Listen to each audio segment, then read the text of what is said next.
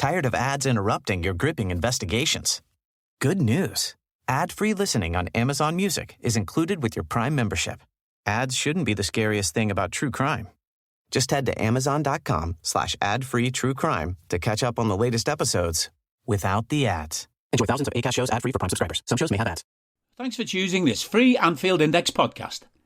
If you'd prefer to listen to this or any of our other shows without adverts, then now's the time to check out Anfield Index Pro. With AI Pro, you can supercharge your entire listening experience. You'll not only get all of our podcasts without the ads, but you'll have them far faster with our Quick Publish feature available exclusively for subscribers. AI Pro also puts you in the heart of our sound studio, with an option to listen to many of our shows live and interact with the podcasters in real time as the shows are recording. Upgrading couldn't be easier. AI Pro is available on all popular podcast platforms, and we have our own apps for Apple and Android. Just head on over to AnfieldIndexPro.com and get started today. Hello and welcome to the Daily Red, your lunchtime catch-up on all things Liverpool FC and your daily reminder that Liverpool are top of the league. Not a whole lot going on today, folks, other than Paul Joyce, being miserable and letting us know that it's unlikely that Liverpool will do anything in January. This would be typical Jurgen. However, Paul Joyce did tell us we were doing nothing about a week before we signed Luis Diaz. So, he's not the be-all and end-all of sources. He's brilliant. He's probably the best of the Liverpool journalists, but he's not always in the loop. And Liverpool don't always act as you'd expect. And if an opportunity comes up, they will move for it. If Goncalo Inacio, just as an example, is a player they've decided that they want, but they're looking at him as a summer target. Well, let's say Manchester United decide, he's who we want as well. We'll make an offer towards paying the buyout. Then Liverpool could potentially decide, well, okay, we're not going to lose out on him. Let's go and get him. So there will be things that might come up for us. We don't know what happens in January. We might get another injury that forces our hand into something. It's a wait and see kind of game. But it would be disappointing if we do nothing. But it wouldn't really be surprising because that's just how Jurgen operates. He'll just look at it and go, well, we're top. I've got lads coming back. Robbo's coming back. Thiago's coming back. Bajcetic will be back. Mo will come back from AFCON. Endo will come back from Asia. Costas will get back at some point. I'm just going to run with what I have. Because he prefers to do business in the summer because then he gets to have players for pre-season. And he'd rather settle them in through pre-season than settle them in live games. Even though Luis Diaz arrived and immediately made a big impact, and Cody Gakpo arrived and immediately made a big impact. So, it does work to just throw players in. And considering where we are, it might be nice to add something to the mix and potentially just give ourselves a little bit of a boost heading for the back end of the season. On This Is Anfield, really good piece up by Jack Lusby. 10 Liverpool Academy youngsters to watch in 2024. Obviously, Trent is an Academy graduate, plays a starring role. Curtis is an Academy graduate and is now really starting to come into his own. And Jarrell Quansah has been just a revelation this season. Caoimhín Kelleher is another one who's been an important part of the squad in recent years. And we've seen the likes of Luke Chambers, James McConnell, and Callum Scanlon step up at different times.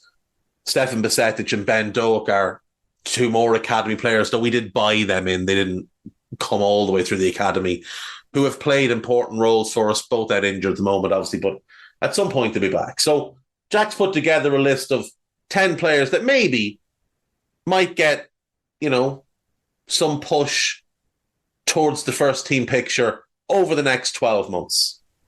So Trey Nioni, the young midfielder that we brought in from Leicester in the summer, is the first one here. And he is rated off the charts. People absolutely frothed at the mouth when they talk about this kid and what he could be.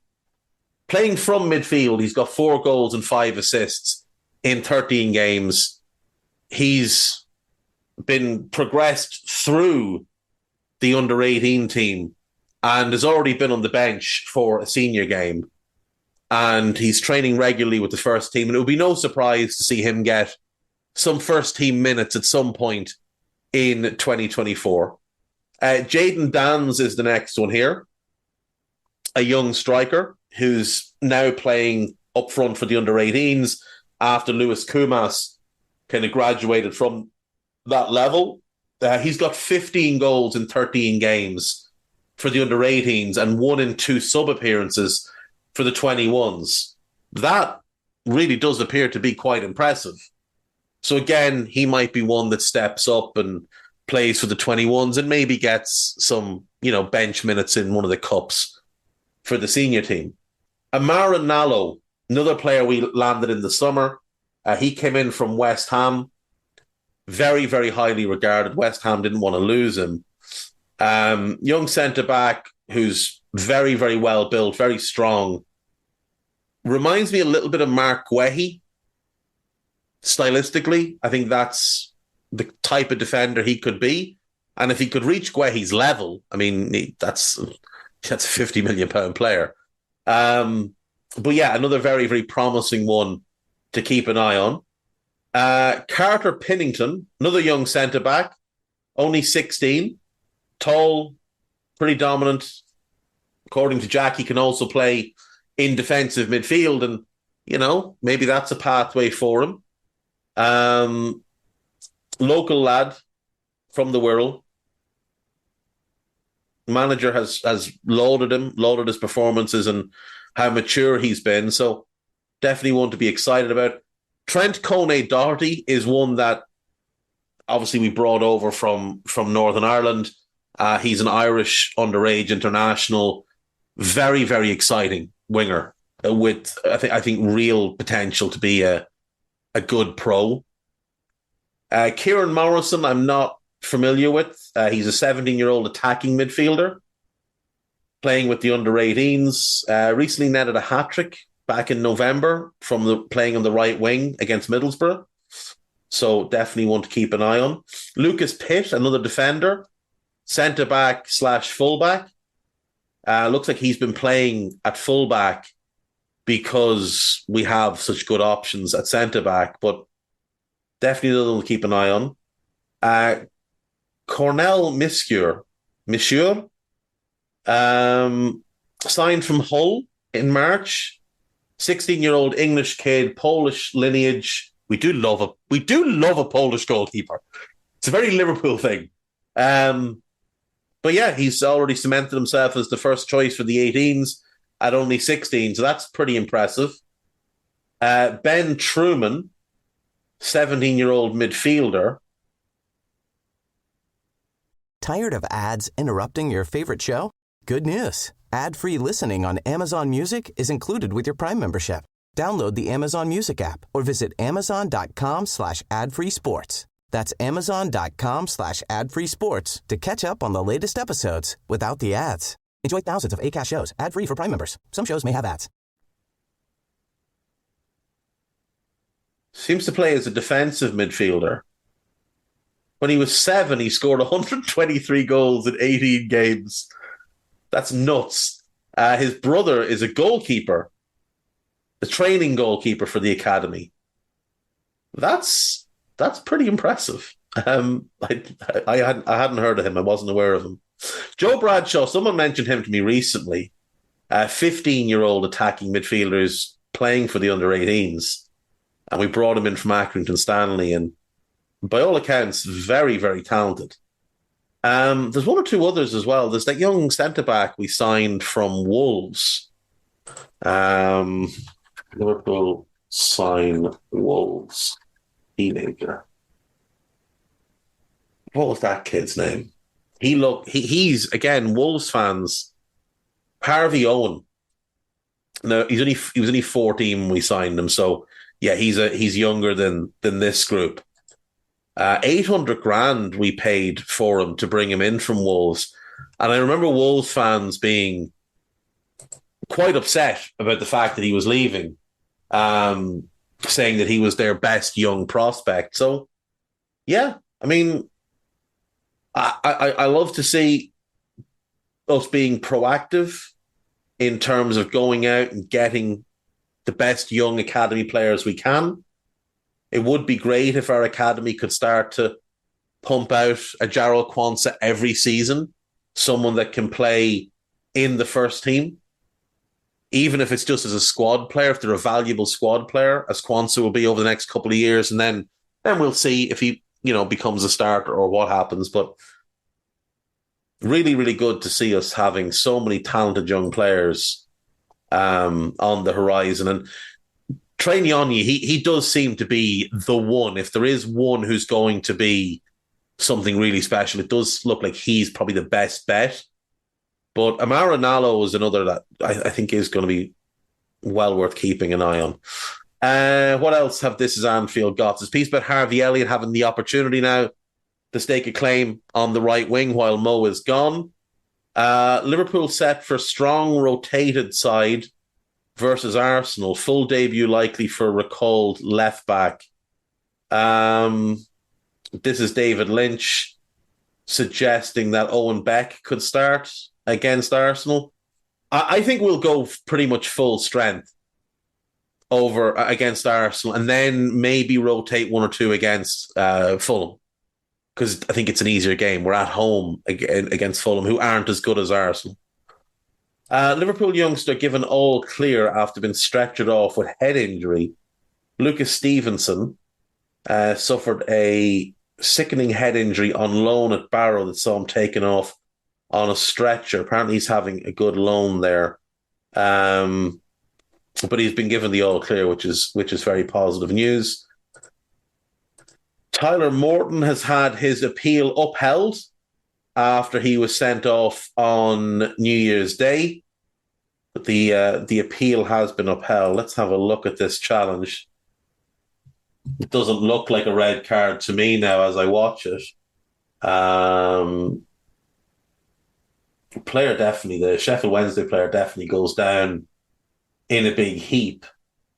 But I don't think it looks like it doesn't look like a red card challenge. It's certainly a tough tackle. No, it's never a red card. He wins the ball with his left foot. Now, it does look a little bit two-footed, but he doesn't have his legs extended. His left leg is bent, and it's his left leg that catches the player. The Sheffield Wednesday player definitely milks the shit out of it, but that's not a red card. It's a good appeal and well upheld. 4 Liverpool games Mo Salah will miss, and 5 more that he could miss. Let's have a look. So he will miss Arsenal, he'll miss Bournemouth in the league, and he'll miss the 2 games against Fulham. And then the games he could miss, depending on how Egypt do, a potential FA Cup third round replay. Why is there replays? Just go to extra time and penalties. Bin the replay nonsense. Could miss the FA Cup fourth round.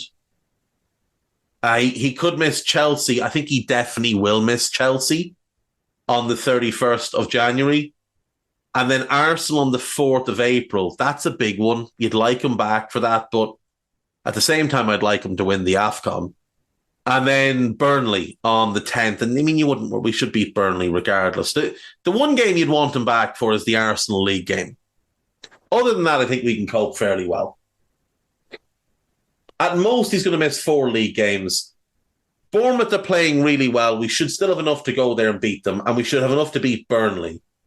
And Chelsea just aren't a good team, and we should beat them at home, regardless.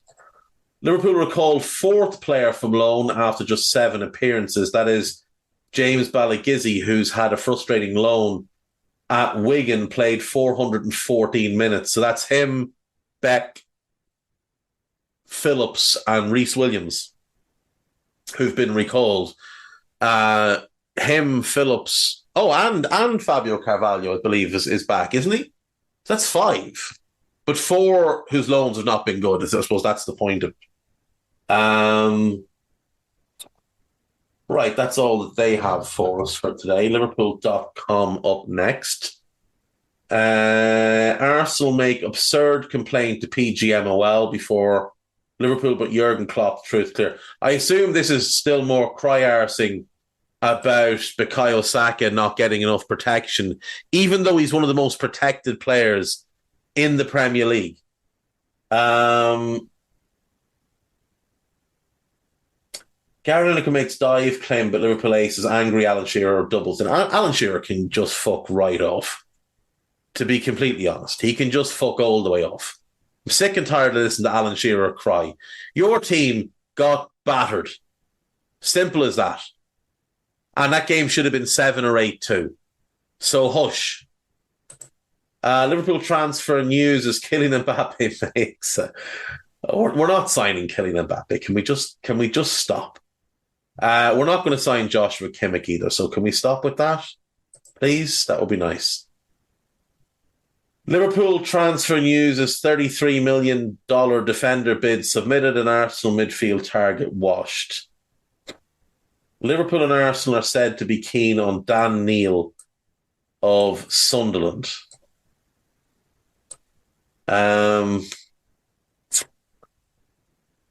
He's a decent player,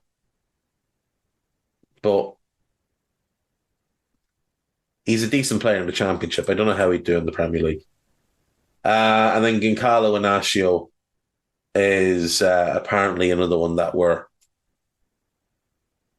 interested in, and that's obviously one that's been talked about a fair bit. Nothing too interesting or exciting there. Anfield Watch.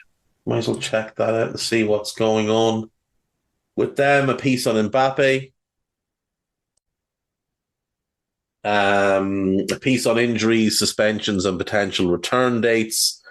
Jurgen Klopp's head-to-head record against Mikel Arteta. I'd imagine it's fairly decent, to be honest. Jurgen Klopp's head-to-head against Arsenal. He's won 12, drawn 7, and lost 7, but 3 of those defeats were when he was in Germany. As Liverpool boss, he has 11 victories, 6 draws, and 4 defeats. And if we think back of those defeats, one of them is that fluke last season when they got 3 bizarre refereeing and officiating decisions that went in their favour. We were crap and still should have won the game. One of them is after we'd already won the league and we gifted them a couple of goals. So you're not going to worry too much about that. And against Arteta, 5 wins, 2 draws, and 4 defeats. Again, 2 of the defeats are very, very questionable. And probably wouldn't happen in normal circumstances. Steve, the Spoofer K, massive spoofer, for AnfieldWatch.co.uk, also a football transfer where he does most of the spoofing, has come out and said Liverpool are not aware of any interest from Arsenal regarding Curtis Jones. The Curtis Jones nonsense started because some idiot on Twitter decided to say that Arsenal were going to sign him in January. And then there's some old piece from Simon Hughes where he mentioned that Curtis Jones once told people he was an Arsenal fan. And then some fella said he went to school with Curtis and he was an Arsenal fan. And apparently that leaves us needing articles. Fabinho laments unfortunate situation at Liverpool right now. Always about Thiago being injured. Yeah, fair enough. Right, that is everything there. AnfieldIndex.com. There's a piece about Balagizi being recalled, a piece about Chris Bascombe talking about what team could play against Arsenal. There's a piece about Mbappe. There's a piece about Anthony Robertson even. There's a piece about Michael Elise and the links for him to move to Liverpool. And then we have a couple of new podcasts. So obviously there was the Under Pressure pod, which came up yesterday. So if you've heard that, that's great. And there are 2 new media matters. Dave Davis and Ben Boxack having a chat about the Newcastle game and Curtis Jones and a few other bits and pieces. So do give that a listen. And the 2 lads, Jim and Jay, have a new Scouser Tommies up, which I haven't listened to yet. I'm going to listen to after I get done for the day. I'm sure it will be an absolute belter because it genuinely always is. Like they do a great podcast, do the 2 lads. So make sure you give that a listen. There is a new Scouted ahead of the Arsenal game. I'm not sure when Guy will put that up. I guess probably tomorrow or late this evening. It's long. It's about an hour 40. We got through a bunch of questions that have been asked in Discord, and we probably did half an hour on the Arsenal game. Mostly about Arsenal and their season to date, and some questions that have arisen for us that we will hope to answer at the end of the season. But I think it's a good one. So give that a listen when you have a chance, when it's up, obviously. If it's not up by the time you hear this, just start messaging Guy and demand your Scouted podcast. Don't ask for it. Demand it. And I'll see you all tomorrow. Take care of yourselves. Bye-bye. We hope you enjoyed listening to this Anfield Index show. Please be sure to subscribe to our channel so future podcasts find their way to your device automatically. There's nothing quite like fan engagement, and we'd love to know what you think of anything discussed on this show. The best way to get in touch is over on our free Discord community, where both podcasters and listeners debate the hottest LFC topics 24/7. Sign up free now at AnfieldIndex.com/Discord. You won't regret it. You can also follow us on Twitter at Anfield Index and find us on Facebook by searching for Anfield Index. Oh, and before you go, we'd love it if you could leave us a 5-star review on your favourite podcast app. It only takes a couple of seconds, and it means the world to the people who create these free shows. Sports Social Podcast Network. Tired of ads crashing your comedy podcast party? Good news. Ad-free listening on Amazon Music is included with your Prime membership. Just head to amazon.com/ad-free comedy to catch up on the latest episodes without the ads. Enjoy thousands of Acast shows ad-free for Prime subscribers. Some shows may have ads.